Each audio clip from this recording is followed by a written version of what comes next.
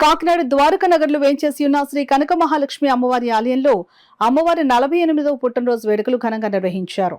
ఈ సందర్భంగా శ్రీ కనక మహాలక్ష్మి అమ్మవారి జన్మదినం సందర్భంగా అమ్మవారికి ప్రత్యేక పూజలు, అభిషేకాలు ఆలయ అర్చకులు కొండవీటి బ్రహ్మయ్య శర్మ శాస్త్రోక్తంగా జరిపించారు.